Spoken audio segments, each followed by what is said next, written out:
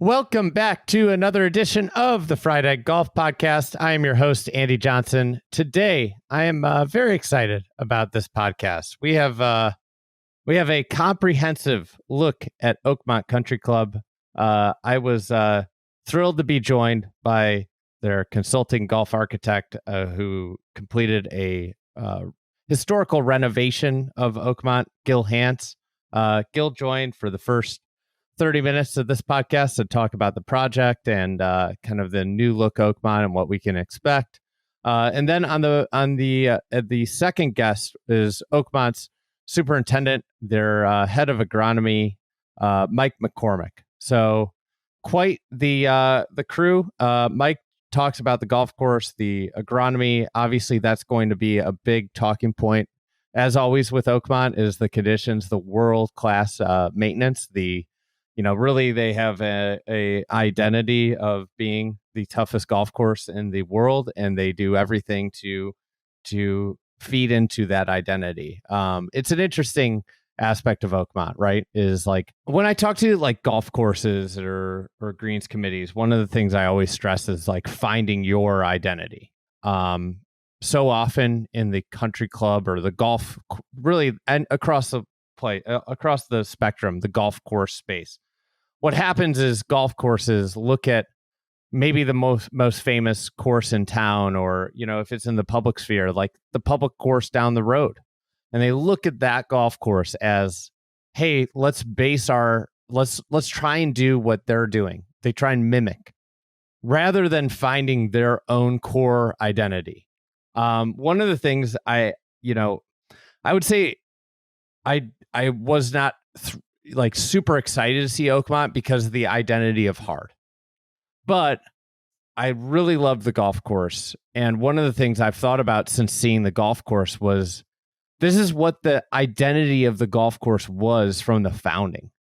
And it's got one of the strongest identities in all of the world of golf. Like Oakmont unapologetically knows who it is. And Oakmont does everything to amplify their individual identity, which is challenging. And I find that actually quite refreshing when you take a step back and think about it. I think that's why it's really hard to find people that dislike Oakmont, even though it is one of the hardest golf courses in the world, is because it is so true to itself. And I think that's like probably when you think about your favorite golf courses you've ever played, the likelihood of it being really clear, like intentional with its own identity as a course, as a place, is probably a correlation there. It's probably a strong correlation value. So anyways, this was a fun podcast to put together. I will be at Oakmont all week. This kind of kicks off our U.S. Open coverage. We will have our preview podcast. We'll probably talk a little bit about the golf course there too. It's obviously always a huge story with the U.S. Open since they rotate courses and go to the greatest American venues. So we will have our preview episode, which will drop on Sunday morning, leading into the U.S. Open week. We'll have this one. Garrett Morrison on Designing Golf is also, his podcast, Designing Golf, is also prepping a comprehensive podcast about Oakmont. So that will also be airing and worth your time. Anything Garrett does is always worth your time. So I'm excited. I haven't listened to that, but I'm very excited about that. So if you listen to this and it whets your appetite and you say, I want more, I've got a couple good options for you. Our Oakmont video on YouTube, which thank you to everybody who's gone, watched that and shared it. We're really proud of our work putting that together. That was a lot of the work. It was done by a lot of people, but a lot of the work was done by Cameron Hurtis, our great producer.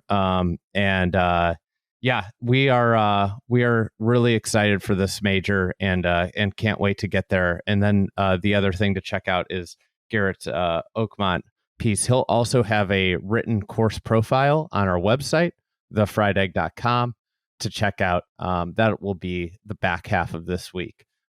So Lots of stuff on Oakmont coming from us, and this will be kind of the kickoff of that. But big thanks to Gil and Mike for taking time out of their very busy schedules. Both of them are very busy right now. Also, before we get to Gil, a big thanks to our partner, Toro. This episode is brought to you by Toro, the only brand with a full line of equipment and irrigation products to keep your golf course in top condition. Toro is serious about research and development, and they're also out there listening to superintendents so they can develop products that help you solve your biggest challenges. And when it comes to local service and support, their distributor network is second to none. See how Toro is always solving problems and always evolving at Toro.com. All right, let's get to Gil.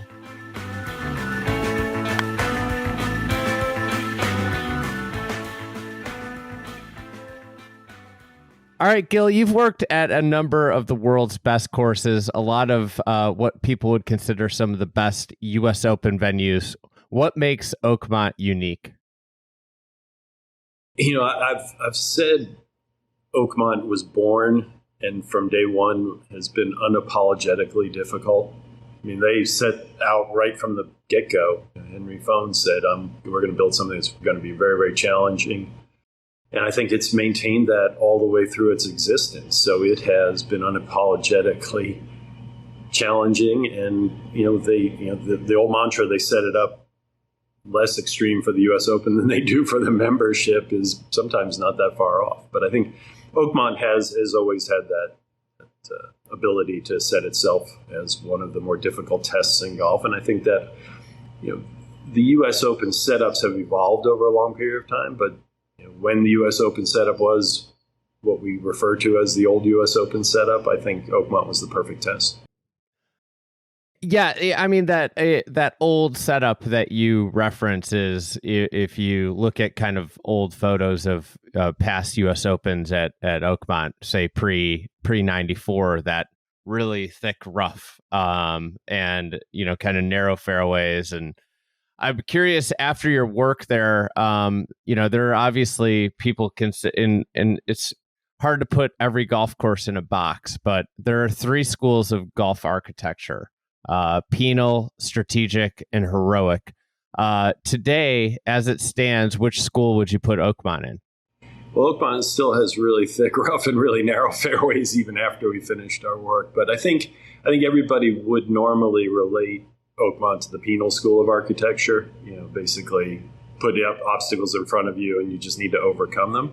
I think in our study of the history and the evolution of that golf course, it was significantly more strategic in its earlier days. And, there were certainly penal aspects to it, but there were certain holes that we've restored that had just amazing sort of choices to make off of the tee.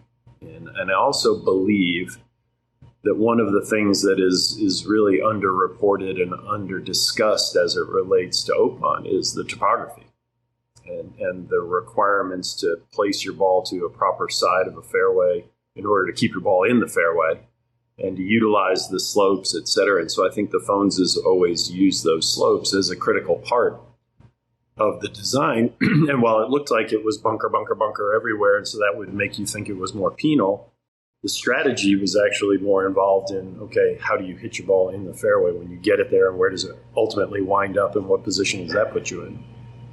Yeah, and its shapes also with that topography, like being able to hit a ball that counters, with spin counters some of the slope, because the gravity out there. You talked about the property being under talked about.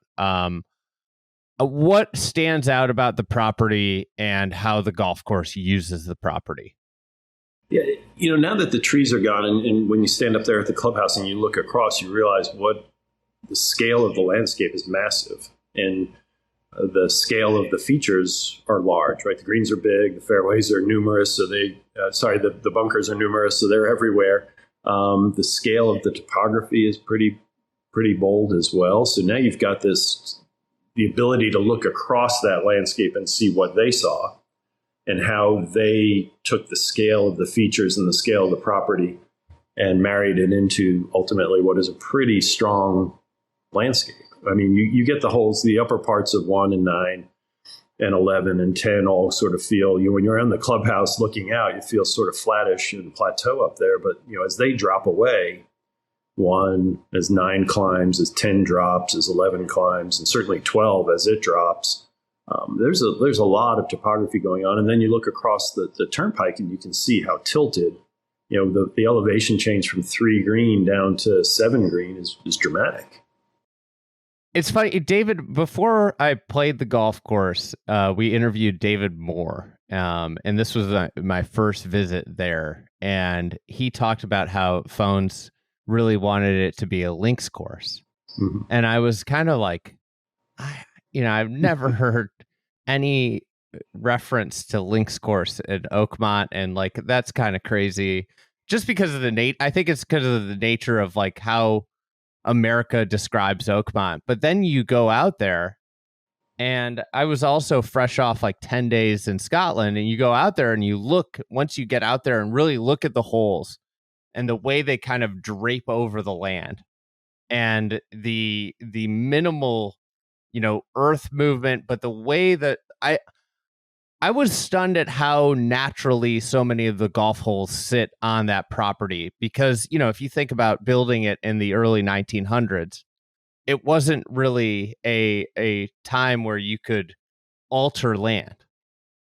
Yeah, and I think the way they drape over the landscape is a great description. I love that. I mean, that sounds perfect because it's absolutely true. And when you start to peel back some of the layers of the design, like the 10th hole, obviously the green runs away and also runs hard to the left. In their design, the opening to the front right of the green, you're supposed to land your ball short and let it feed on. And in various renovations after the Phones is left, that was blocked off by somebody put a bunker in there. And so we removed that now and slid that back over in its original position. So now you can actually utilize the land. You can use the landforms to feed balls in. Same thing had happened on number 1, where a bunker had been drug across the approach.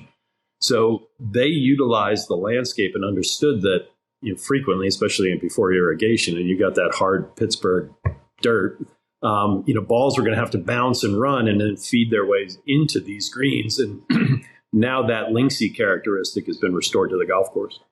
I think that's one of the neat things. Obviously, with 10 and 1, this is not something that normally is in play. But like U.S. Open, you start on 10 and 1, and both of those holes having that kind of welcome to Oakmont. Jeff Ogilvy in our video that we did on Oakmont described it as like you're fighting against gravity. And and that 1 in 10, those second shots, are similar. They're obviously very spread out, but similar in the sense of like right out of the gate, you're faced with kind of gravity. And if anything, I think the second shot on 10 might be harder than 1 because you're going to be hitting from a downslope. You're hitting from a severe lie. And on 1, you at least have the opportunity to be like, oh, I can stay up on top and have a flat lie into the screen that's screaming away. Yeah, it's interesting, the word gravity. And one of my favorite descriptions of Oakmont was, the late, great Jim Finnegan, I think it was the 83, wrote about the green speeds and where at Oakmont, where the laws of friction were held in temporary suspension. It was, that's a great way to describe, the green speeds. And I think so you've got gravity and friction and everything, sort of those surfaces being so slippery working against you. You're right. It's for the first time you step on that golf course and you look out over that landscape and then playing those, either starting on one of those 2 holes, it's got to be a bit of a shock to the system. You talked a little bit earlier about, holes with great choices. Now with some of the features you've put back, what's a great example of one of those of a hole that presents a few different choices now? Yeah, I think number 7 is the one that probably most people will look at, and I think probably the one we're most proud of as it relates to significant sort of strategy changes from a tee shot.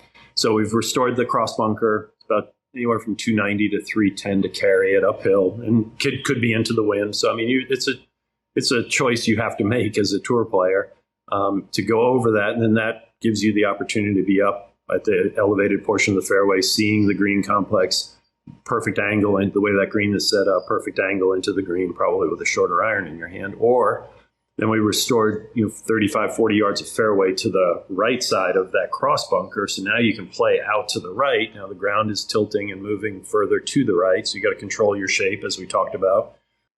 But when you're down there, you're at a lower elevation. The fairway bunkers make the second shot blind, and you've got that greenside bunker, which is in your way. So it'll be interesting. I think we worked hard to try and figure out with the club and with the USGA as to what that carry number is that doesn't make it. Rory and Bryson are probably not going to think twice about it. But what is the average guy out there? Can they get up and over that? And so it'll be a challenge if the wind doesn't come up. I think most players will be able to do it, but I think it gives a lot of different choices, and obviously the rewards are fairly significant. We talk obviously a ton about, like, when you talk about distance, the distance gap in I hadn't thought about this until you just brought this up. The distance gap in like an average golfer to a high level golfer when you talk about golf design. There actually is like a widening gulf, it feels like, in the pro game of carry gap, like where a bunker you're talking about for Bryson or Rory then becomes completely irrelevant for like a lot of the rest of the field. Right. It's very true. Yeah, you have to kind of balance. I don't want to get into Frisco, but that was a lot of the conversation at Frisco when building a modern golf course for major championship is to how do you regulate between those guys and the rest of the field, and you just not constantly hammering the rest of the field and giving them a free pass. But then if you're constantly hammering those guys, then the rest of the field gets a free pass. So you've got to mix it up in certain areas. And I think we're hopeful we got the yardage just about right, where it allows every player to have at least be able to think about that question. You guys, when you do restoration, historical renovation work, I think that's your word, historical renovation work. You typically try and find an era or a year to go back to. At Oakmont, where did you guys land with that? How was the exercise of figuring out what to put back and what to model the golf course after? So we looked at it. And we tried to figure out, all right, the period when the Phoneses were involved, so whether it was HC or William, would go in from 1903 to 1947. So you had 44 years of basically constant change and evolution, but the family was involved in that. So we looked at 1903 to 1947, and we started to think, well, there's just no way to pick like a certain time frame. Like if you're dealing with a Winged Foot, or Tillinghast was there at the start. He came back, made modifications for the 29 U.S. Open, and then that was pretty much it. So you've got narrow windows, George Thomas at LACC, et cetera, et cetera. Here you got 44 years of history with the original architects being involved. Probably Pinehurst number 2 would be the only place where you'd have something somewhat similar, or maybe national with McDonald. But you get to a place where we started to go, listen, it might be best for us to figure out an eclectic 18. And look at the first hole and say, in our opinion, from a membership standpoint and also from a U.S. Open standpoint, the best version of the first hole, I'm just going to make up dates because I don't remember what version it was, but comes from the 1937 aerial photograph. And the best version of the second hole came from the 1927 plan, and on and on and on. So now you basically have a greatest hits or an eclectic 18 of Oakmont, but the constant is the Phones family's involvement. Anything after 47, we really didn't consider. So we took that to the membership, which is kind of an out there concept, and they embraced it. They really liked it. And we'll see. I mean, hopefully we were able to select the greatest hits versions of each hole that will provide a very comprehensive test in 2 weeks. Do you remember by chance offhand what the earliest hole and the latest hole were? I don't, but I do remember that a lot of the imagery for the greens came from very early on, early like teens.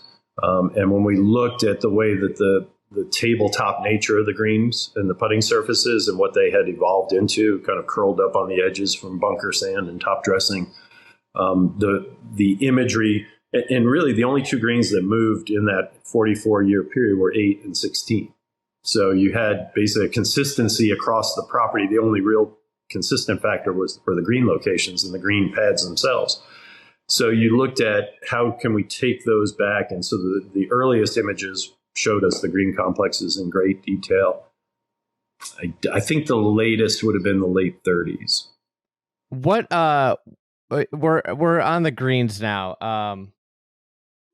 What are the kind of the new dynamics people should expect from Oakmont's greens this year? And kind of where did your work center on the greens? On the edges, we didn't rebuild the greens. We expanded greens and tried to push them out into areas where the footprint originally was. And then we took down all of the evolution, the sand buildup around the bunker edges. So now the greens flow right into the bunker. So if it used to be the only sort of respite as it related to the putting surfaces was around the edges because balls would feed back in. And now everything, if the gravity and if the slope of the green is sloping towards the bunkers, the ball will go towards the bunkers. Whether it will get in or hang up in the fringe, I don't know. But now the edges are back in play. It's a lot of the same concept we talked about at Southern Hills, where you had to start to really respect and almost fear the edges of the greens, whereas before they were your comfort zone to play balls into it. So I think seeing the way the greens relate with the surrounds is very, very different. And then also the expanded areas allowed us some opportunity to create new hole locations. Because by going into those areas, we weren't really touching areas where the Oakmont membership had ever putted before because it was rough or it was bunker edge. And so we could flatten those areas and get them to a place where, and frequently they flattened out on their own because the tie-in from the green slope into the bunker edge was, and so we've now, I think you're going to see some hole locations. I would say on average, and I don't know where they are, but a lot of the conversations with the USGA, I think probably 2 new hole locations per green during the 4 championship rounds. So I think they're going to look at a lot of that new flexibility and use it. Are there a couple new sections of particular greens that you are most fond of? I think back left on 2. I mean, 2 was always the hardest to find hole locations. If you looked at the pin sheets over the U.S. Opens, they were all clustered. There was maybe 1 far back right and then 3 down on the sort of middle right. And that was it. And now they've got the opportunity to get several up on the upper location if they want, upper left and upper right. So I think those will be great from a practical standpoint. Being a short par 4, I think it'll be interesting to see how players approach some of those hole locations, whether they try and get it closer for some, try and stay back for others. I think the most fearsome one would be front left on 3. There used to be a bunker sort of holding up that whole edge, and now that bunker has been moved off to the side. And so there's basically a false front in front of that, and it's just, there's nothing behind it because the elevation change in the skyline. So I think, when I've been there and that whole location has been there, it's like, whoa, that's going to be really, really interesting and challenging. And then the biggest change will be 13 green. All the different hole locations that are available there, and that really interesting kind of valley and 2 ridges that the Phones is put in that green. So if you happen to get front right and you're putting to back right, you can actually use that to kind of kick and swing your ball up through there. I mean, players of that class will probably not miss it that far, but I'm hoping they figure out how to use that versus thinking about chipping it back there, because it works. But it takes a lot of creativity. Somebody like Jeff Ogilvy would figure it out and probably just absolutely love it. Yeah, they'll have to utilize their time in the practice rounds. They gotta hit some big putts around and swing it around there.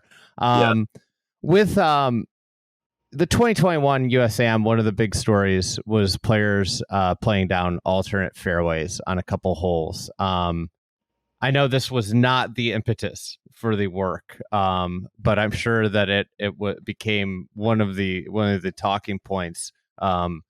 What kind of changes and alterations did you guys make to deter that? Besides just 25 times as many people on property as the USAM. Maybe more than 25. 25 might be small. Too exactly. Small. Well, I think that's definitely a factor. I think there are two factors that can play into the psychology of the event. We'll talk about what we did on the golf course, but I think the amount of gallery and hitting balls over people's heads, but also I think tour players are a little bit more cognizant of hitting balls into adjoining fairways when they're going to have to see the guy in the locker room afterwards if they happen to buzz somebody's tower. I don't think the kids are that thoughtful about it, but I think the big things. I mean, the biggest thing architecturally or maintenance is the rough, right? I mean, the rough for the U.S. Amateur was like what they keep it for the members. It was like 2.25. So if the guys went for alternate fairways and they missed and they were in the rough, it didn't matter as much. I think the players with 4 to 5 inch rough are going to think twice about their misses if they can't hold a fairway. So I think the rough will be a big factor as well. The one that seemed to be, players played from 1 down 9, and we couldn't quite figure out why they would even think about doing that, but I don't really think that's going to be an issue. The ones were 10 and 11, the way those two played. And so on players playing from 10 down 11, we shortened the start of the fairway on 11. So, there's that big hill. So they'd be landing on that hill, and there's no way, unless it's sopping wet, there's no way the ball will stop on that hill. It will run through into the rough. So I don't know why anybody would go that way now, because I don't see how they would stop it. And if they can try and hit the top of 11 fairway, then why not? Why wouldn't you try and hit 10 fairway? And then going from 11 up 10, I think that we added a back tee, so significantly further back for them to try and make that carry. It's like 280 yards uphill to the actual 10th fairway. And then we expanded the fairway on 11 over and did some earthwork to kind of hold up that side so balls aren't feeding towards the ditch. So I think 11 fairway, while it's still challenging, is a little bit easier to hit. So from both of those perspectives, and you play 11, if you hit 11 fairway, you've got a wedge into the green. So we think combination of back tee, altering grassing lines, and then the rough will be the big factors. If you were a golf fan and you were out watching the U.S. Open, what would be a couple holes that you'd post up on to watch, and why? Yeah, I think 2, just because of short par 4. I think it's really an interesting one to watch the players. We've created some different landing areas now, so there's a little bit more width for them to play into, and I think that green has got enough teeth that it's interesting all the way through the putting. I'm going to be curious to watch 7 tee shot, but I don't know that that's a great vantage point for anybody to watch golf from, but I'll be curious to see how that plays out. I think 13 is going to be phenomenal. I think watching them play, it's always fun to watch a par 3. And then I think up 17, up around 18 tee, where you can watch them play 17 and then look down 18, I think would also be a really good vantage point to watch from. All right, Gil. Thank you for making a little bit of time during your busy schedule, and congrats on another renovation project that will be in the spotlight. We look forward to catching up with you soon. Thanks. And can I, since this is mostly for golf architecture nerds, Kevin Murphy, who works in our office, design partner, did amazing work with us. And then Kai Golby and Matt Smallwood were our guys on site, and they were not only super talented, but really, really fun to work with. And so I think we had a great team out there. Jim and I both appreciate all that those guys contributed, and Mike McCormick and his team in total. I get to do the interviews and talk, but there was an amazing team that pulled together and got this thing done. I think that might be one of the underappreciated aspects of all these projects is just how important all the team members are along with the superstars like yourself and Tom and Bill and Ben and David, and all of the teams are integral. Yeah, and it was an interesting project because it was we had the front 9 closed, and we did the front 9 greens in the spring. And then they opened the entire golf course for the summer, and we worked on fairway bunkers and tees while they were playing golf. And then they closed the back 9 so we could do the back 9 greens in the fall. So it was live fire going on out there while you're working. And it was what worked for Oakmont. and it ultimately worked out great from a pacing standpoint and a timing standpoint. But it wasn't the easiest or most the way you would normally move through a project. So those guys had to deal with some hiccups, but they did great work. They really did. And you're right. That's why I figured, I always think I'm going to weave them into the story, and then we get talking about other things, and then I forget. And then, so thank you for giving me the opportunity to take what is now 2 minutes. You've piqued my interest. Now I'm gonna ask another question, because you guys did it in 2 phases. Was there anything that happened over the course of the year that might have changed your thinking and led to a whole being tweaked a little bit in the time that you had? Because I feel like whenever I'm a big procrastinator, and if I push something off, it inevitably like changes a little bit with the time, because I just am thinking a little bit differently when I finally come to the point where I have to make a decision. I don't think so, because all the time in the master plan, we basically did all the research and all the time in implementation. I mean, were there little tweaks that happened here and there, or some things that we uncovered, like that we found a bunker line, we found old sand and we just chased it. Yeah, stuff like that happened all the time. The club put together a really cool video about the whole thing, and it's funny to watch the process. I mean, literally, like working with frozen sod in March, I had a full beard, and we're like out there, it's snowing and we're shoveling in the snow. And then you see the pictures from the summer and then, wrapping up in the fall. It was a cool timeline, because I generally stayed in one of the cottages up there by the clubhouse. And to mark a year, I know it wasn't a full calendar year, and this is going to sound, you'll appreciate this. To mark almost a full year of literally waking up and walking out at Oakmont, watching the sunrise in certain places and watch the weather change, and then kind of wrapping it up right before Halloween and seeing the leaf, there are very few leaves, the leaves around the clubhouse change. It was a cool way to mark a year. I mean, to just kind of see that golf course, if there was a time lapse, it would have been really neat, but it was a slow motion time lapse from season to season to season. It's funny when I look back through like photos on my phone, and yours is probably like way crazier than mine. Like you just see like historical markers of time based around like golf courses. It's like, oh yeah, that's like when I was there a couple times, or there, We just made a site visit to a really cool site that we're hopefully going to build a golf course on. I think we will. And Ben Hillard and I were looking at it. It was like, when was the last time we were here? It was like, okay, pull the phone out and find it was like, oh my God, it was like 18 months ago. It felt like it was 6 months ago. So yeah, there's definitely a way to mark time. All right, Gil, thank you again. And we'll look forward to this year's US Open and all of your new golf courses that are coming online. Very cool time to get to see a lot of your new work come alive. So thanks, Gil. Always good to be with you. Thanks. Cheers.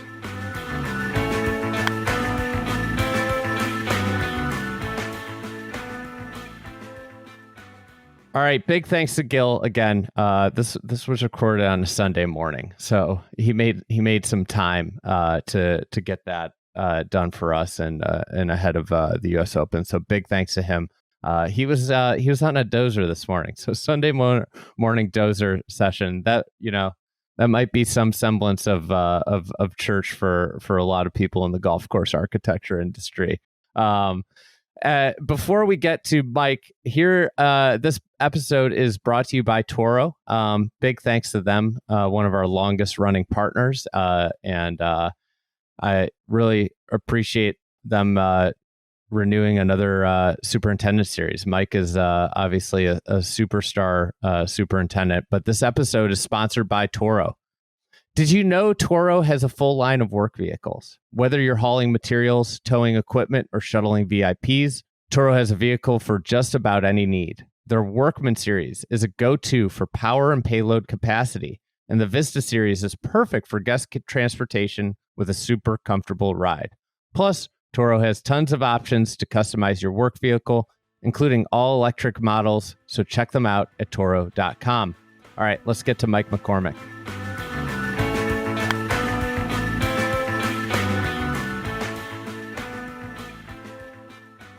All right, so I was reading up on your life in I found it. You obviously spent a lot of time on the grounds at Oakmont, but one of the things I love to see was that you're an active musician. You've been in bands. Are you still playing music, and how does that work with your life at Oakmont? Yeah, so yes, 100% still play music. I started playing piano when I was 6 years old. So my parents kind of like brought me up on, the Beatles and Bruce Springsteen and stuff like that. And I took piano lessons from the time I was 6 all the way through high school, up to, I guess I was 18 years old, and just loved it. And the guy who taught me piano actually played in a piano bar behind Fenway Park on Lansdowne Street. So I didn't learn like classical music. I learned like rock and roll, Billy Joel, Elton John, Beatles, stuff like that growing up. And as soon as I got into college, I played in classic rock, blues bands. When I graduated from UMass, moved to Pittsburgh, I played in a full-time blues band here for a while. And then the whole like playing gigs till 2 a.m. and waking up at 4 a.m, 2 hours later, it was starting to catch up with me. So stopped doing that. What age was that at? When it really like probably 22, give or take. And so kind of ever since, like I've always played music myself at home. I'll get home from work and it's my release. Like, I kind of like when I'm playing music, I play piano, I play guitar, I mess around on a few other instruments, but like when I'm doing that, like I'm not really thinking about anything else. So it's an incredible like mental thing for me. And to this day, I play in an open stage across the river every couple weeks in the off season, and it's with the same guys that I played in the full time band with. So we don't practice. We kind of just text each other, "Hey, let's play this song, and this song," and we get up there and wing it. And sometimes it's really good, and sometimes it's not so good, but it's certainly fun every time. What kind of music? What are some of the favorites on the set list? I'm a big like Allman Brothers, Leonard Skinner type guy. Tom Petty. I mean, list goes on and on. Like I like everything from classic rock to the Grateful Dead to Fish to I could like rap music. I mean, I listen to everything. If you looked at my Spotify playlist, you'd probably say like, what's wrong with this guy? So. Well, I kind of agree. I'm like very music agnostic. Like I can hop from anything. Like I can enjoy some country music. I can enjoy rap music. I listen to classic rock. I listen to alt rock. Like, maybe the one that I've never gotten into is like heavy metal. Yeah, but for the most part, I would be the same. Like I generally go across genres a lot, and I think about it a lot. It's like it's variety. Variety is the spice of life. I just saw there's an article on Scratch about like how all par 3 should be short, and and I was like, well, that wouldn't be very fun because it would be literally the same. Everything would be the same. Like there's you're constraining the artist of work of what can be something, which I found that to be a humorous thing. I think about golf a lot when I think about business and making business decisions. And I'm wondering, do you think about music at all with how it relates to your profession? It's a great question. I think a lot of what we do as golf course superintendents, a lot of it is, we develop a game plan, we try to stick to it.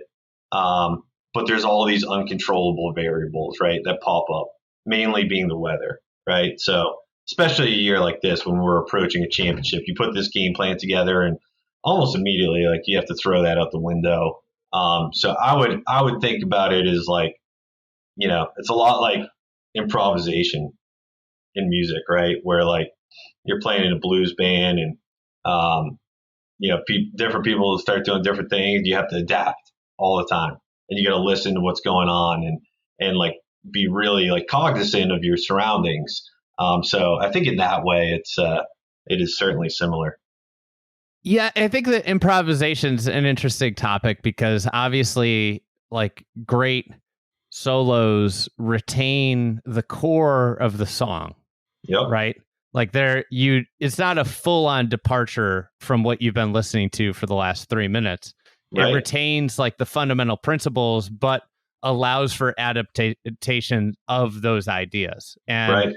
I think like with turf, right, you have to be founded in certain principles.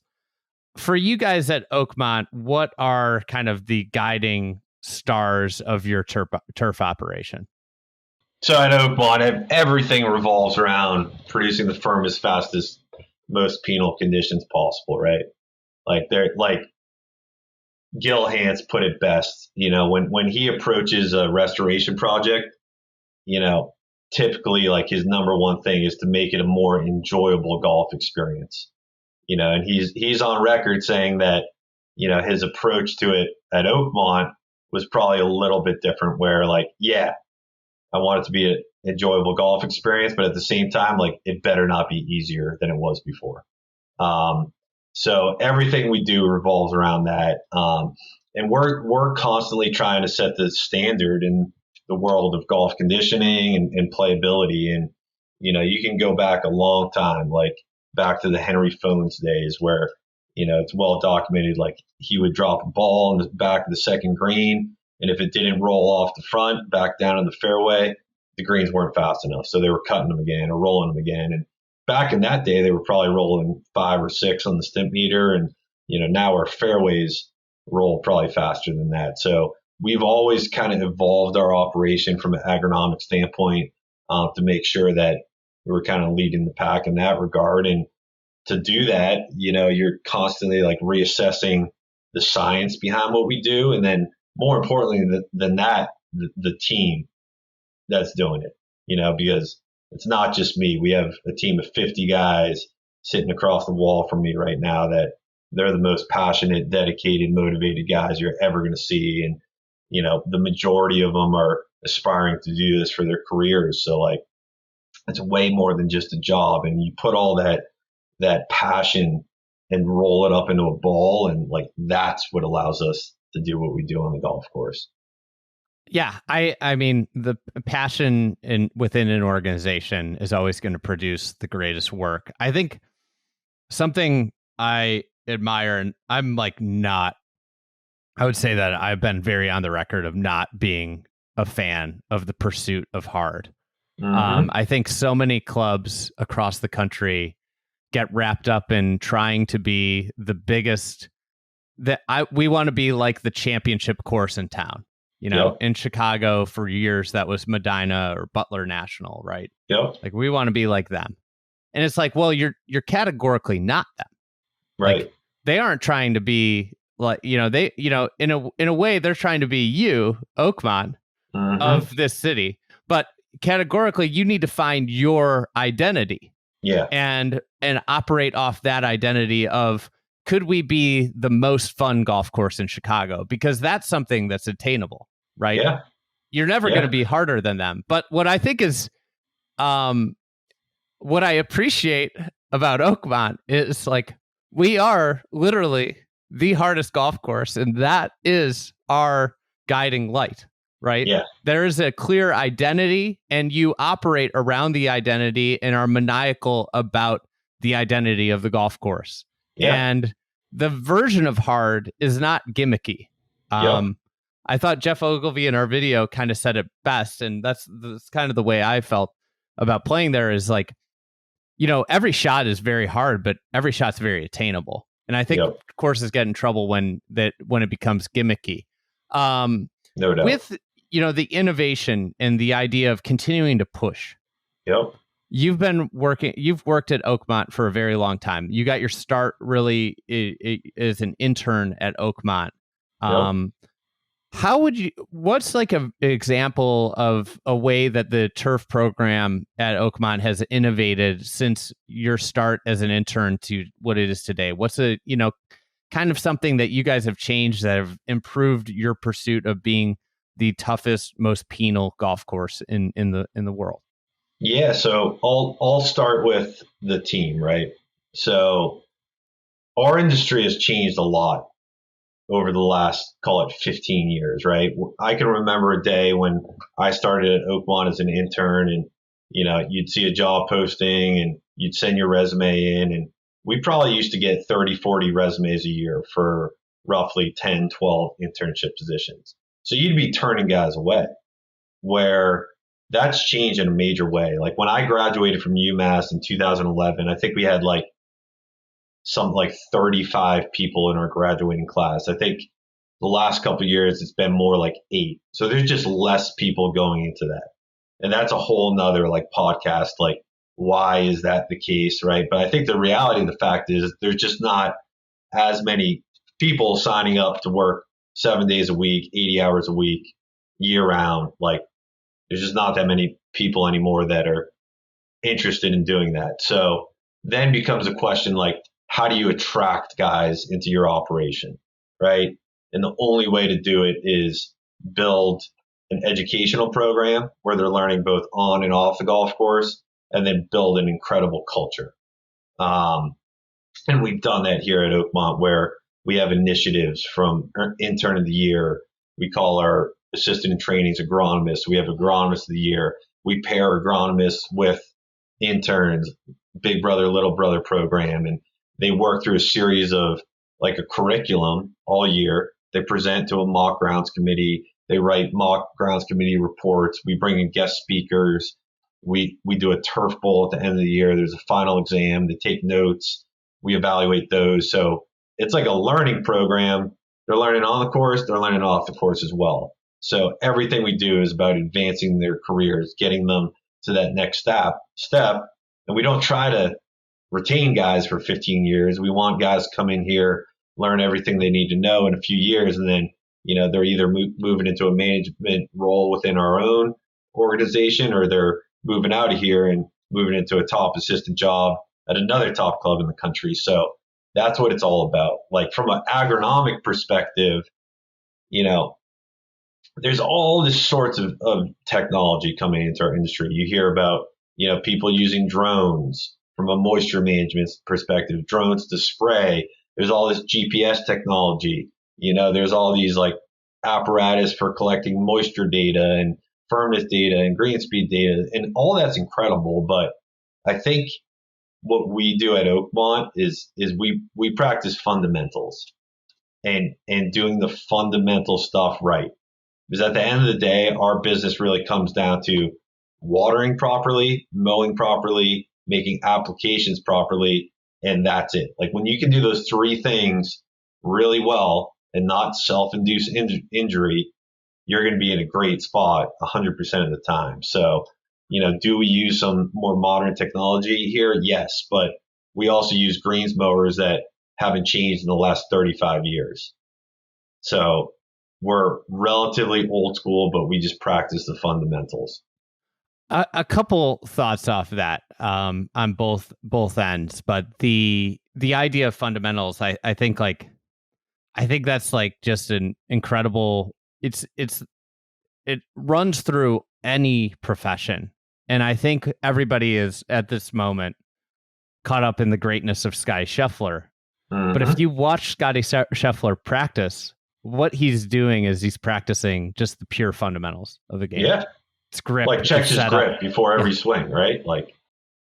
It's grip, setup, stance, and then just the swing plane on the way back. And if you it's an incredible, if you become a master of the fundamentals at any pursuit in life, it's only infinitely easier to layer stuff on top of that. Yeah. In terms of you guys, what are a couple things that you've layered on top of those core fundamentals that in particular in a US Open year? I think when you get the fundamentals right, the next thing is details, right? So and we do this every year, but especially this year, you start way back in February, right? As you're coming out of the winter, and myself, our assistants, we're walking the golf course every morning and we're just making lists hey, this here needs to be addressed. This here needs to be addressed. And And that list becomes like several hundred items long. And it starts down the middle of each golf hole and works to the very perimeters of the property. I think it's all in the details, and then it's all about being as efficient and productive each and every day that we can. Like the weather we've had this spring is constant rain, right? So like there's been a lot of days where we've had to really pull back on mowing and rolling procedures. And you take those days and you say like, okay, like what can we do today to stay ahead and be productive? And a lot of times it's those details things. And then you get a good period of weather and you put the gas pedal right back down and get caught up. And we're in a great spot right now, less than 2 weeks out from the championship, but now it's like we'll dial it in more and more and more. And then next week during advanced week, we'll have 55 volunteers in. Then during the championship, we'll have almost 190 volunteers in to help us on top of our team of 50 guys. So that's when, things really, really get tuned up. You mentioned walking the golf course every day. Yep. I think this is not a common practice. Yep. In terms of, one of my good friends, Brian Palmer, this was something he did every single day. I think he still does it every single day. What are the things that you pick up walking a golf course versus riding around in a cart? Yeah, so like no matter how you slice it, when you're riding around in a golf cart, you're not seeing everything. It's impossible, right? When you walk in the same path that all the golfers take, and I try to split it up. Like one day I'll walk from the champ tee straight down the middle of the fairways through the middle of the green. And then the next day, like you walk left side of holes, then the right side of holes, and like that's the only way you see everything, and that's how you pick up the most molecular details that need to be addressed as possible. But I don't think there's another way to do it. It's like you go back to technology, right? Like there's technology now where you can fly a drone in the air and get real time infrared photos of your golf course. And that's a great tool, but that thing still to this point is not seeing things that we see with our own eyes. And the more and more you do that, like your list just starts getting shorter and shorter and shorter. What's the balance between your team's feel about what the course needs versus what the technology is telling you the course needs? Yeah. So we do a lot of testing at Oakmont, right? So we test for, diseases. We check soil fertility, tissue fertility. We do full physical analysis tests every year that look at the particle size distribution of the soils and the infiltration rates and the organic matter levels and on and on and on, right? So like we use that data as a baseline, but Oakmont is a really unique property in a lot of ways. But from an agronomic standpoint, we don't have USGA spec greens. They're native, heavily modified native soil greens that have been aerified and top dressed for decades. And like each green is in its own microenvironment. And then within each green, every area kind of acts differently. So the only way you like truly learn this golf course and all the different playing surfaces to the point where you know them like the back of your hand, it just takes time and repetition, right? Like when you're learning how to hand water here at Oakmont, like I always tell guys, like you want to push things past the limit a couple times so you know where that line in the sand is. And you don't get really good at hand watering greens until you push the green too far from a moisture perspective. And you could say that for any other playing surface on the property. It's like a, big music guy, I'm a big artist guy. It's like a canvas, right? And like you're constantly evaluating this. And the more time you spend on the property, you start seeing things and you're like, oh, like, this area of this intermediate is yellowing out. Like I know like this area, and this area throughout the rest of the golf course is probably doing the same because you've seen the turf do that countless times before. And like it becomes like almost like, your kid. Like, it's acting a certain way. Here's how I fix it. Here's how I address it. And that's what makes our job so fun, because like you're just constantly adapting to all these different variables. With your greens specifically, I think like widely considered, some of the best playing surfaces in the world of golf. Right. Obviously, the contouring is incredible. One of the best sets of green complexes in the world. One of the big trends in golf architecture has been the rebuilding of greens. Mm-hmm. Can you talk us through kind of the decision to keep your 100-plus-year-old greens, rather than kind of going with the idea of rebuilding? Yeah. So the first consideration is like to rebuild our greens here at Oakmont, we would have had to shut down the golf course probably for an entire season. So like that was dead from start, right? Like not even a consideration, not an option at Oakmont. We don't have another 18 holes that we could flip play onto. So really like that was a non-starter. Secondly, you get into, you hit on it, like the undulations within these greens. They're iconic, right? Like people don't talk about this as often as they should, but like the way that Henry Fones laid out this golf course to surface strain 120 years ago, like absolutely mind blowing. Like when we get 3 inches of rain here, like it goes from being like standing water everywhere to zero standing water insanely fast, right? And that's all HC Fones. Now, and he built his golf course on native soil. So there was little to no internal drainage back then. As mowing heights and standards have increased over the years, you have to have internal drainage. So there comes in the aerification, top dressing, and organic matter management, and on and on and on, where now we have surface drainage and we have really good internal drainage as well.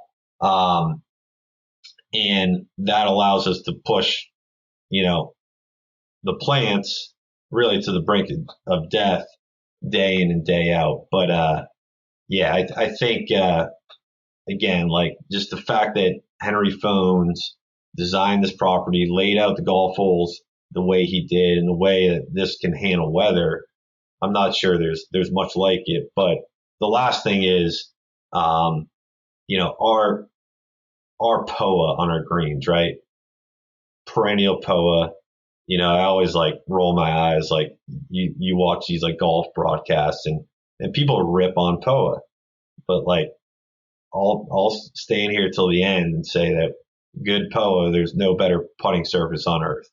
And the way our POA performs on these modified native soils, like probably wouldn't be the same if we rebuilt the greens. And lastly, just as much as green speed is a factor here, firmness, especially during a championship, is way more of a factor, right? So when our greens are at their driest and at their best, they're probably firmer than you could ever get a USGA spec green. Now, like on the flip side, when we get rain events, they're softer. They're not as consistent as a USGA spec green, but we really felt the right thing to do for Oakmont was to keep our native soil greens so that when we do get the right weather variables, the greens are like concrete. Yeah, I think it's such a delicate situation with old greens. And yeah, I think like one of the other things, what you brought up about your grass is like simply retaining your old look and feel. Yeah, like that is something like I think Bruce Hepner uses the word patina, that the old patina, like, and I love that descriptor. And like, I think like one of the things that I don't love about some of the new restorations is they come out and it's like, wait, is this 100 years old or is it brand new? Because and when you lose those core grasses, and you go to one of these newer grasses, or you have to do something with your existing grass, like you generally just lose something. I questioned about the greens. Yeah. How I've heard that it's basically a proprietary strain at this point, the POA. Why is it that? Why is it basically a proprietary strain? What makes it effectively not replicable in the world of golf? Yeah.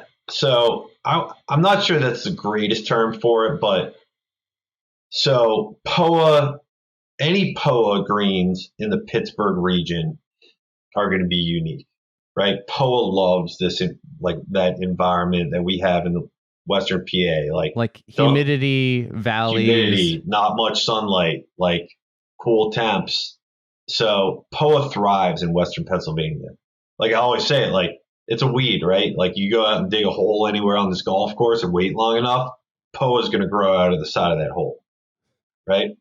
And like that's the greens, I'm sure, were originally seeded to bent grass. Then POA is going to outcompete any other grass out here, no matter what you do.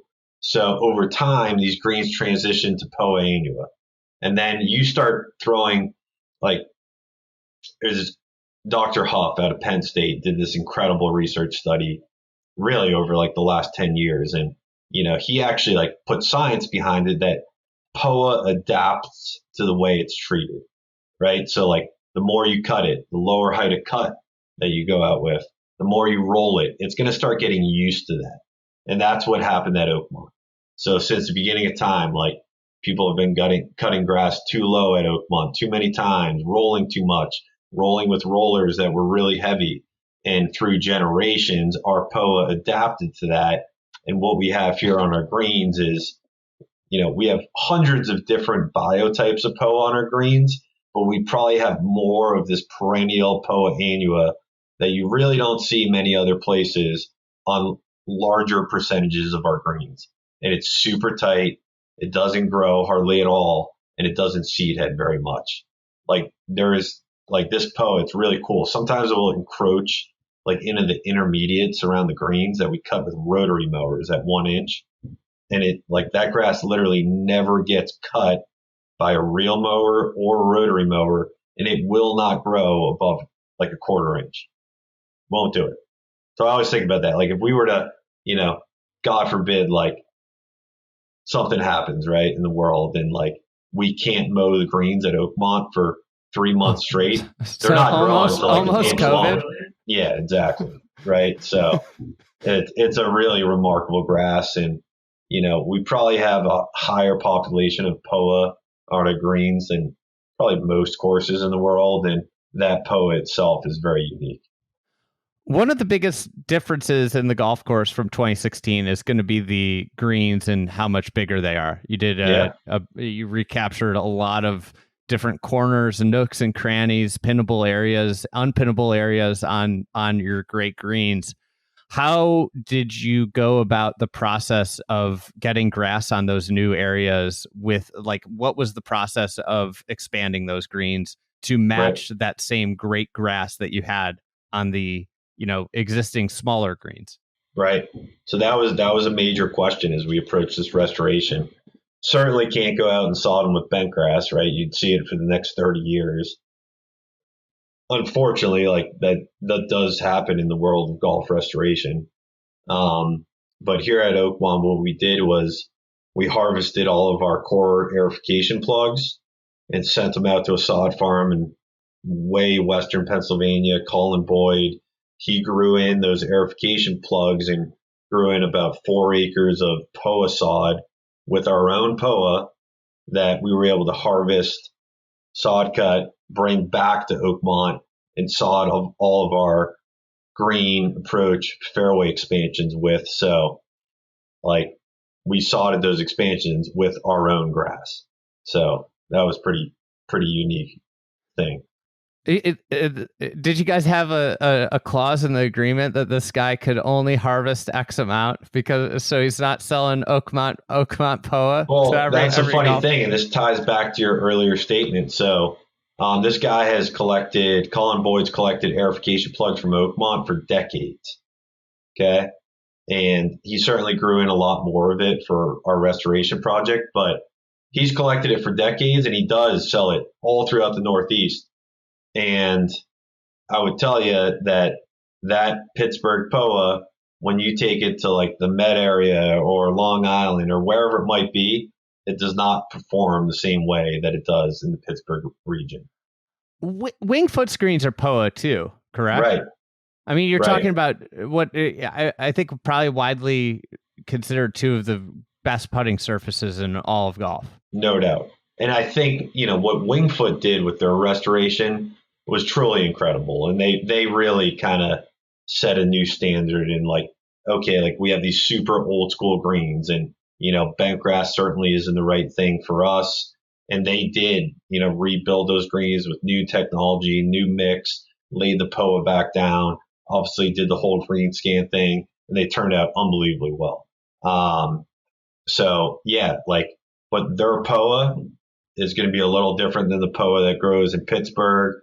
The POA at Shinnecock can be a little different than the POA at Wingfoot, the POA at Pebble Beach, like on and on and on. So the same guy from Penn State, has been working on this for 30 years, but like he went around the country and collected POA from all the best POA greens on earth and basically like bred those into this super POA. And he's actually now producing POA seed, and he's the first guy to ever do it. And it's in the preliminary phases, but I've heard some rumors like guys might actually seed greens with his POA, which would be a really cool thing to see. Interesting. That's it's fat. It's there's like because what you talked about with like the if you dug a hole and this grass would just win out. Yeah. I imagine a lot of your job sometimes is just fighting what the environment wants to dictate versus like what you're trying to do. Sometimes those butt heads. What are the fights that are worthwhile versus the fights that you just eventually give up on? Yeah, so I think POA is a very temperamental grass, right? And it does really, really well in the spring and fall here. You get into July, August, and you're always like fighting a losing battle to some degree, right? No matter what you do, that POA is losing root depth, density over the summer months. Like what I always like tell guys, like if the temp's over 85, POA is going backwards.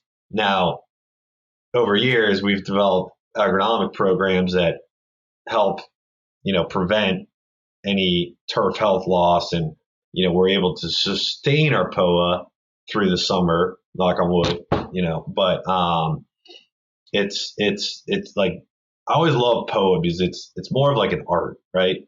It's an art and it's a science, but there's a lot of art to it, and you can push it. You have to know where that line in the sand is, but it's a really fun plant to babysit per se.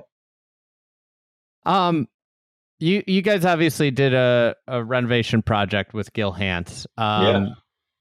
What was the process about? Obviously, you guys have this. You're hosting major championships. You're a anchor site of the USGA. What was the process and ideology around the project? Yeah. So I was here from 2010 through 2016. Left right after the Open 16. Got my first superintendent job at the Oakmont Club. One of my key mentors in life, Dave D'Alessandro, took over like right after I left here. He was the superintendent here for 6 years, and he really he did the bulk of the planning for this project, right? And then I came back in the fall of 22. Dave stayed on for a while, helped me through this project in 23. But what the impetus for the project was the bunkers. The bunkers hadn't been rebuilt since 2005. They weren't performing well from a drainage perspective. They were very contaminated, very inconsistent. A lot of like the steep Phones bunker faces were starting to erode. The lips were deteriorating. So the club knew that the bunkers had to be rebuilt prior to the 2025 U.S. Open. then the club enlisted Gil Hanse, right? Gil Hanse comes in and says, okay, well, there's an intimate relationship between every bunker on the golf course, every greenside bunker and the putting surface, every fairway bunker and the fairway surface. And, then he starts showing these pictures like, hey, look what this green used to look like 100 years ago. Look how big it was. Look how many hole locations there were. Look at the elevation of the green. So then became like the concept of, okay, like let's dig into these greens, return the perimeters to their original elevation, and that inherently is going to lead to hole locations that haven't existed in generations, maybe 100 years. So that was the first step. The second step was, okay, there's features out here, fairway bunkers, runoff areas that are not original to the phone's design. So let's remove those, and then let's reintegrate some of the phone's features that had been taken out over the years. And then I think one thing that, guys like you would recognize, but a lot of people who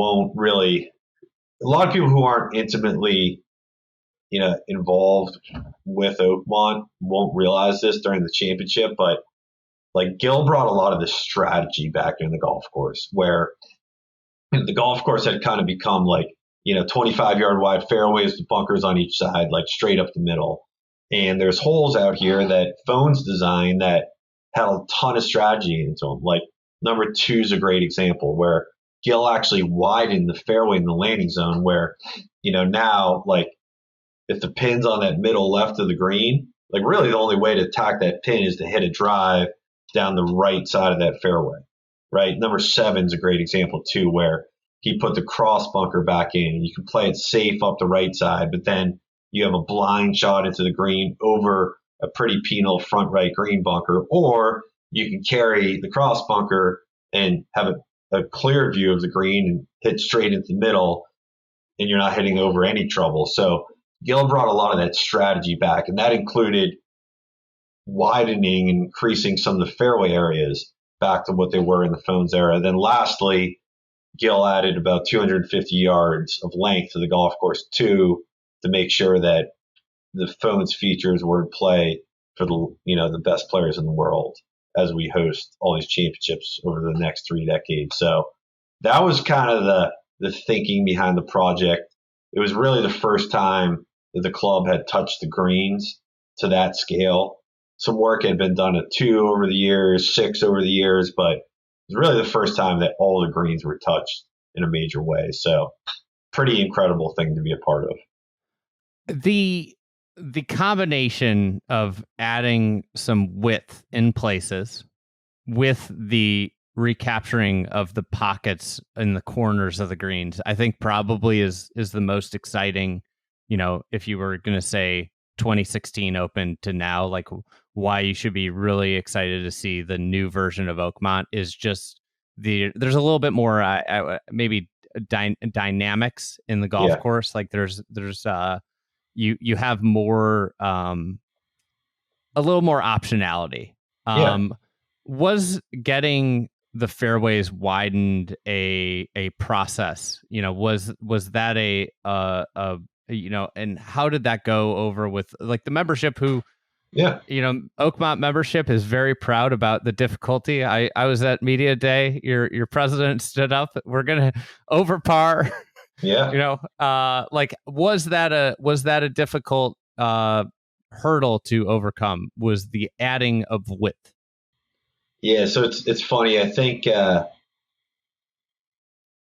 look at the Oakmont membership, and obviously I'm biased, but I'm not sure you'll find a more passionate group of members. And that passion all comes down to how this golf course plays. They want it hard, and it's never too fast. It's never too firm. Like that's what it's all about, right? Like we have member events here where our goal is to we're going to go out and we're going to get the greens as fast as we can possibly get them. Sometimes that means like cutting them 8 times, rolling them 8 times in one morning, right? And that's fun. But, that's how we get these like outrageous speeds at times. But, to answer your question, I think, I said it in the the piece we did with you guys last year, like this project was either going to be a massive success or a complete failure. And, Gil really, like, you look at the bunkering around the greens, right? Like the depth, like the elevation of the greenside bunkers really didn't change. However, he brought the elevation of the green surface around the perimeters down to what they originally were. So, like, it feels like some of the bunkers are shallower. However, you don't have these backstops anymore. So, you're a lot more prone to hit a ball out of a greenside bunker and it rolls across the green and into another bunker.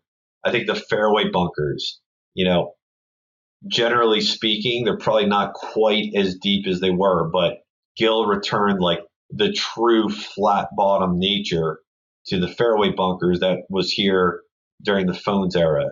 So you can hit a ball in now and it's going to roll up pretty close to that face, and they might not be quite as deep, but they're just as penal, if not more penal. So I think there was a lot of kind of careful consideration as we work through this project that a lot of things like the fairway widths and the bunker depths might have appeared easier at the get-go, but I feel pretty comfortable saying that if you polled the membership now, they would not tell you that the golf course got easier than it was.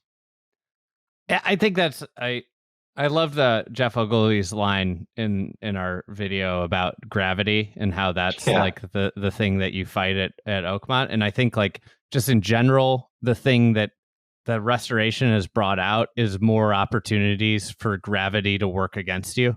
Yeah.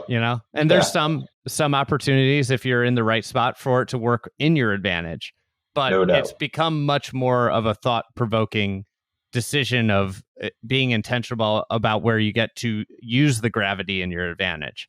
No doubt. Do you, this is just a hypothetical question. I think Wingfoot members after Bryson won were, kind of shell shocked at what the modern golfer was able to do to their golf course. Yeah. Do you think if hypothetically someone, is able to play an extraordinary tournament and achieve a lower score than expected, is there going to be any kick? Will then the question be, what do we need to do to make it harder? Will that just immediately start after the championship? I think that's a great question, right? So I think ultimately the true judge of the restoration is going to be how it plays during the championship, because Oakmont's all about a championship legacy, and even more so, the champions who have won at Oakmont, right? And I think it's pretty cool. I think 8 of 9 U.S. Open winners at Oakmont have won at least 2 majors, so that's a pretty cool thing to say. I really try to not get too locked up in what's the winning score going to be. I think the weather has a massive impact on that, but I'd tell you, Oakmont's a unique course. There's certainly a plethora of birdie opportunities, but just as fast as you can make a birdie, you can make a double bogey too, right? So, my only goal through the U.S. Open is to make the Oakmont membership proud and the Phones family proud. So time will tell what the score is, but simply put, I don't think there's many members here at Oakmont that want to see a score too much under par. I think it's just a nature of modern golf, right? Yeah. The game has changed, and the marker of a great score has fundamentally changed. I was curious, you guys lengthened the golf course. This is just kind of an anecdotal question. Is there more space, or are you at now pretty much at your seams? I think there's probably at most, without doing something outrageous, probably 2 or 3 holes that you could probably still add some length. But to your point, it's a different game today, and our historian Dave Moore wrote this great article last year about Johnny Miller's round, shooting a 63 in 73. And he wrote in that article, like, the irons that Johnny Miller hit into every hole. And it was all like 3, 4, 5, and 6 irons, not a single wedge, right? Like, now you look at today's game, and guys are going to be hitting wedges and short irons into most of the holes out here. So it's definitely a different world here today. But I think the golf course has routinely held its own through its history. I haven't done the math, but like, if you were going to reenact the 73 Open and had to make Oakmont play the distance that Miller's 63 was in, I have to imagine the yardage would be 9,000 plus yards. I think it would. And like, we certainly don't have, I don't think it's meant to be a, 7,800 yard golf course, an 8,000 yard golf course. Like, that's really when you start looking at, like, okay, I think you can restore the golf course and keep the phone's feel and vision. You start pushing tees in stupid places, then it's probably not a great thing for the club. Yeah. So memberships, I think in general, typically complain. And this is like, I remember being in my 20s when I was a member at a club and playing regularly. I went to our superintendent and said, like, what's up with that flag? What's up with that whole location? So memberships generally complain about courses and setups are too hard. You guys have like the reverse culture, which we've touched on, where like, it's like total acceptance. There's a sadistic enthusiasm among your memberships about how hard it is. Are there any holes or conditioning spots that even Oakmont members have come in and complained, saying it's too much? I would say it's extremely rare. Like, we have we have a spring swap party, a fall swap party, and last year at closing day the greens were rolling 18, right? And you might roll your eyes and say that's not possible. We have video footage. Like, it was a real thing. I just can't imagine some of the shots. Yeah, but the memberships, they're playing in eightsomes, better ball eightsomes. Like, so 1 out of 8 of those guys is going to get the ball in the hole. And to answer your question, like, when the greens are 13 and a half, I get questions like, hey, like, how come you didn't mow or roll them this morning? Like, that's, and it's an unbelievable membership. Like, couldn't be more supportive. But yeah, it's never, hey, that whole location was too hard, or the greens are too fast or too firm. Like, you do not hear that. I don't think the membership would want to play out of the rough that's out there in perpetuity, but like, even that, like, they're eating that up. I would love to talk a little bit about the rough. Phil famously alleged that it was unsafe in 2007. Do you guys maintain it in a certain way to get it to like stand up more? And there are some rumors about experimentation with different strains in the last year. Are those true? I would love to sit here and tell you that, like, we have a plant breeding lab and within our maintenance facility. We don't. I would tell you there's a ton of science that goes into getting the rough like it is right now, from a fertility perspective, a mower setup perspective. So we've certainly done some things out there to the rough that we haven't done before. And but did we invent a new cultivar of grass? No, certainly not. I would love to take credit for that, but no. It's we actually like typically present our rough for the membership. It's very fair. We typically cut it at 2 1/4 inches. It's typically pretty lean, and then going into championships, we flip that because it's part of the fabric of Oakmont. That's a great, like, you want to talk about nasty rough. go back and look at the rough in 1973 when Johnny Miller won, and it looks like our native areas, like 12 inches tall. There's seed heads on the bluegrass. There's weeds growing everywhere. Like that's what it was. Now is like a much more manicured, fair version of that, but it's always been part of the championship legacy at Oakmont. What are you guys doing differently with the mowing and fertility to get that rough to present?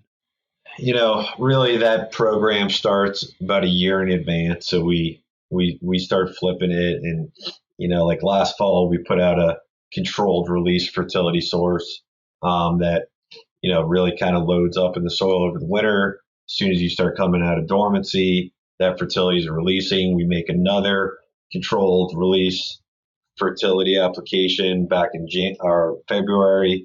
Then as soon as we got into April, we're out there spoon feeding several different nutrients on a weekly basis, and we're constantly adjusting those rates. And there's a lot of fun stuff you can do with fertility if you're trying to create penal rough, and it starts with nitrogen to produce upright growth, and then your potassium and silica sources. That's how you get the grass to spring back up and be upright, and that's how you build density and leaf turgidity and things like that. So that's a really fun part of what we do, because ultimately, the tight cut playing surfaces, we really don't do much different for a championship here. It's really the rough. So I think that's like one of the misconceptions is like when people see the mowers come out like pre-tournament, like the week of, everyone's like, what are they doing? Why are they?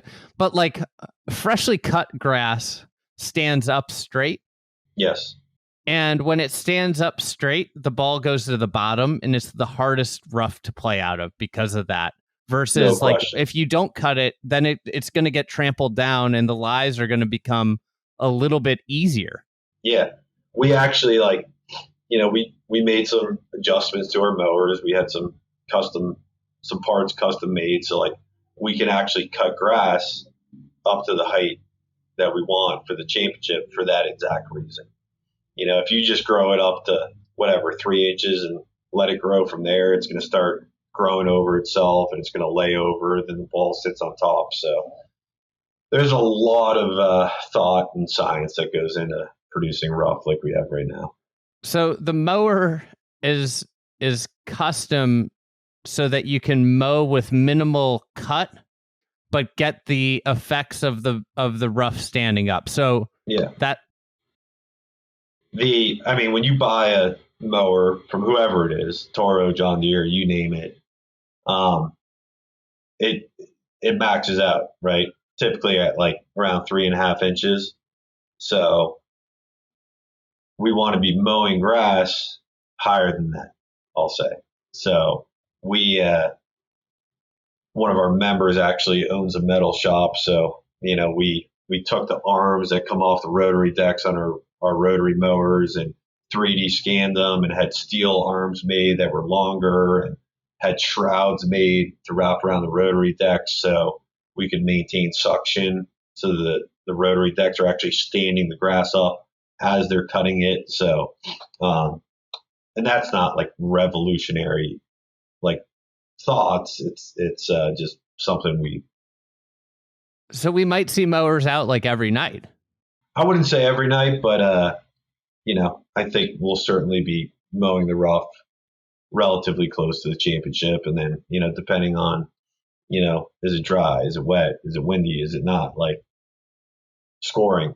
I think a lot of factors come into play there on what happens through the championship. Kind of a last few questions. I want to get you out of here. But with the new course, you worked the 2016 championship. What do you think the biggest difference will be in this year with Oakmont versus 2016? Hole locations, first and foremost. I think the way the greens were in 16, the majority of the hole locations were kind of on the interior of the greens, because all the greens around the perimeter is kind of flashed up. You get those backstops there. You didn't really have many hole locations around that 3% slope you could use at championship speeds, and now we do. So I think the players, the golf world, they're going to see a lot of hole locations that haven't been there here for 100 years. And then, there's some incredible features that Gil brought back into play that, again, didn't exist. The ditch across 10 fairway, the 11th fairway expansion all the way down to the ditch on the right. Like, there's several examples of that. So, but I would say the greens will have hole locations on the greens will have the greatest impact. Do you have a couple of favorite new hole locations that you hope to see? Yeah, I think there's some really cool hole locations on the 13th green. I'm not going to name names, but I think you could have some fun ones on there. There's some great hole locations on number 2 now. Number 3, like there's a front left hole location that if you look at aerials from 16, like that whole location would have been in a greenside bunker 9 years ago. So, yeah, that's going to be exciting to see what the USJ decides to go with. I feel like hole 3 is maybe the hole, like if you've never been on property, is like you get up to the top of that green. On media day, we teed off 4, so it was the last hole. You get up there and it's just like, oh my God, I cannot believe this green, this entire golf hole. Yeah, it's that's an incredible hole. And, like part of the challenge as you approach these championships is like slowing yourself down enough to actually like enjoy it and take it in, right? So like almost every day I'll try to like, that's my spot. It's actually where I proposed to my wife on the 3rd green here at Oakmont. So like you go up there during the golden hour, I'm not sure there's a better place on earth, at least to me. Hopefully we don't get rain, so that we don't see anybody playing the 3rd hole at golden hour. Because that'd be really the only way we would get somebody playing the 3rd green at golden hour. So hopefully none of the viewers see that. But maybe if you're out for a practice round, out for a tournament round, that's a spot to go watch. Any other favorite viewing spots? Yeah, I think 18 tees incredible, 14 tees incredible. I think one of the coolest things about Oakmont, and I always think back to this, like, Henry Phones decides he wants to build a golf course. And, like, I always think, like, I'm sure he looked at other pieces of land, right? But the one he settled on, Oakmont, like, you talk about gravity, like, everything slopes towards the turnpike, right? So it's a natural amphitheater. So, especially without trees out there, like, there's really not, like, a spot on the golf course where you can't see at least several other golf holes. So I would say there's some incredible vantage points, but in reality, like you have great vantage points from the first tee all the way through the 18th green. Yeah, and that's one of the virtues of not having trees on the property. Yeah, it adds to the vantage points. This still seems to be a hot topic with the public, to be completely honest. Yeah, anytime a championship comes to Oakmont, the trees always come up. And at Oakmont, it's really simple. Like when Henry Phones built the golf course, it was a farm before that. It didn't have trees on it.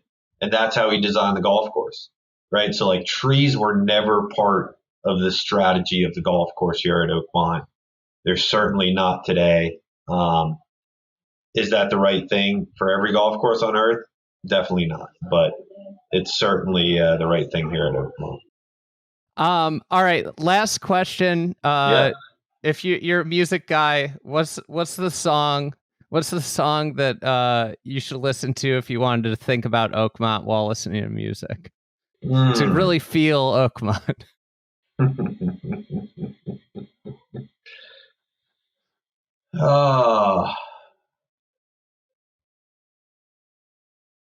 I'd really have to think about that one, but it's something like sadistic, and I don't know.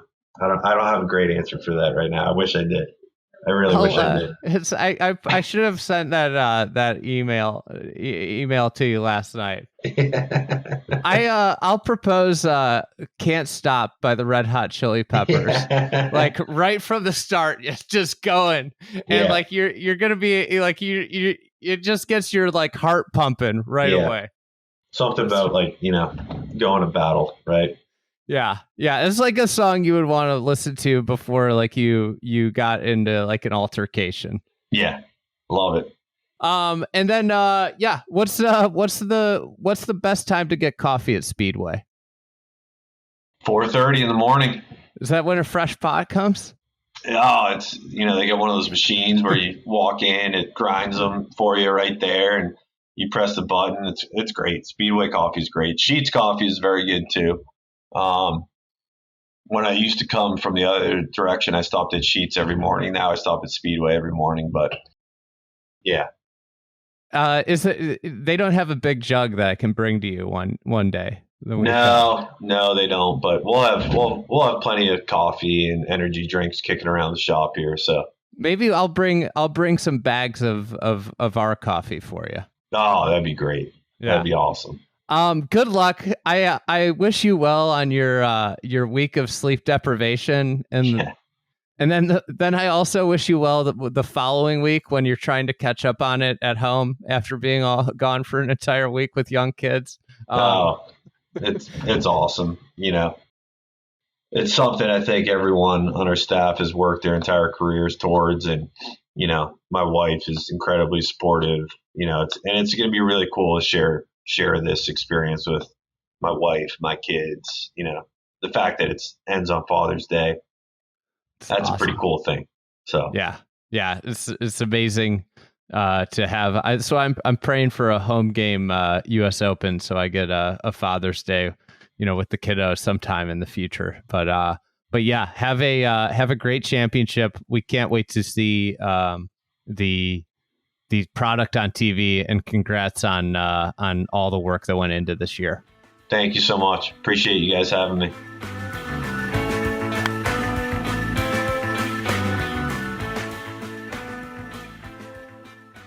All right. Big thanks to Mike and Gil again. And also to PJ Clark, who edited this monster episode. This was a bigger episode, big lift for PJ.